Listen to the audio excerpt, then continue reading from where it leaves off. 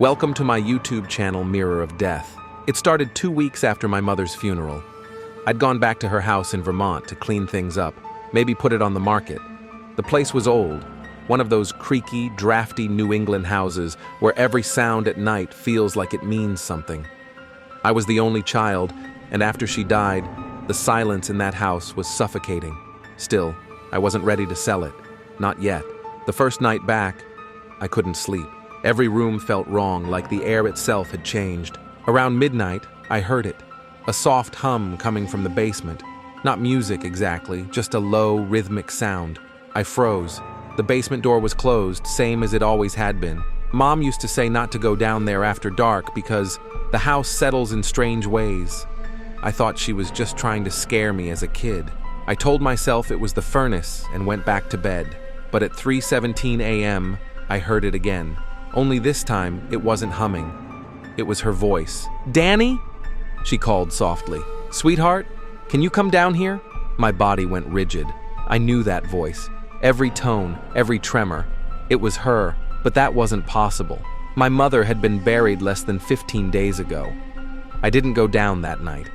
I just sat in my bed staring at the door until dawn. The next morning, I tried to convince myself it was exhaustion. I'd been driving all day, barely eating. My mind was playing tricks.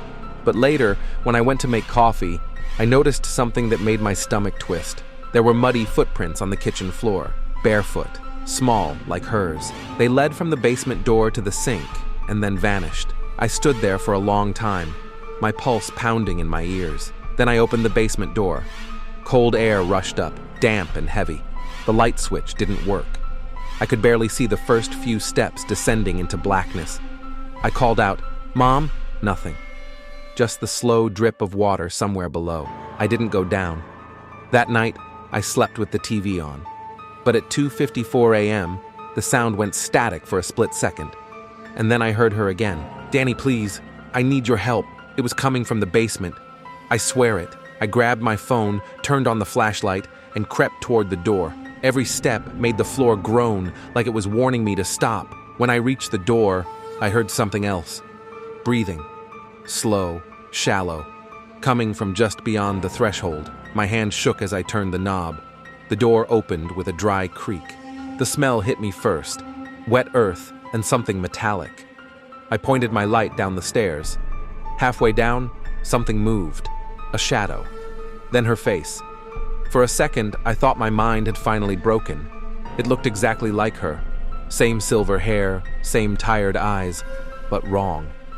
Her skin was pale, her mouth too wide, and when she smiled, her teeth didn't look real. "Come down, honey," she said gently. "You shouldn't be scared of your own mother." I slammed the door shut so hard the frame cracked. I didn't sleep at all after that. The next day, I called Pastor Reynolds, the man who'd done her funeral service. I told him everything. He didn't laugh.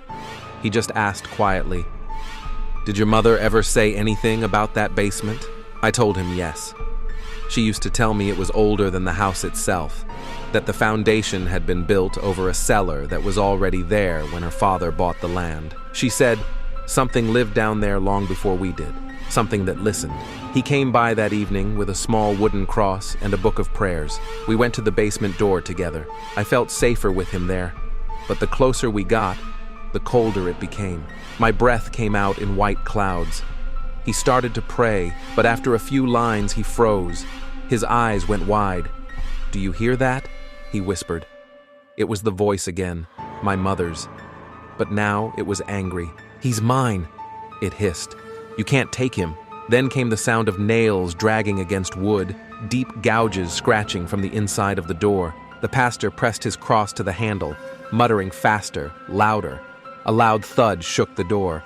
Then silence. We stood there for almost a full minute. Finally, he said, "You can't stay here tonight." I didn't argue. I went to a motel, but even there, I couldn't escape her voice. Around 3 a.m., my phone rang. Unknown number. I answered before thinking. "Danny," she whispered, her voice full of static. "Why did you lock me out?" I threw the phone across the room. When I checked the call log later, it said the call had come from my mother's number. I went back the next morning with a locksmith and the pastor. The basement door was open, wide open. The scratches on the inside were fresh, splintered, wet at the edges. We went down together, flashlights cutting through the dark. The air felt heavier the deeper we went. The steps led to a dirt floor and stone walls slick with moisture. And in the far corner, we saw it, a small wooden rocking chair, my mother's chair, the one that had been upstairs in her bedroom. It was moving gently, as if someone had just stood up. Beside it was something else. My mother's locket, the one she was buried with. The pastor started praying again, louder this time. As he spoke, the ground beneath us trembled. Then, from the walls themselves, we heard the voice again, but multiplied, layered. Hundreds of whispers saying my name. I bolted up the stairs, the pastor close behind me.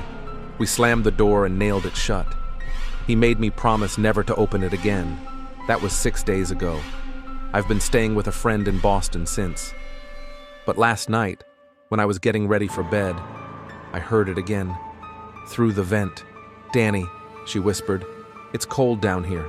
Please let me out this time." I didn't respond.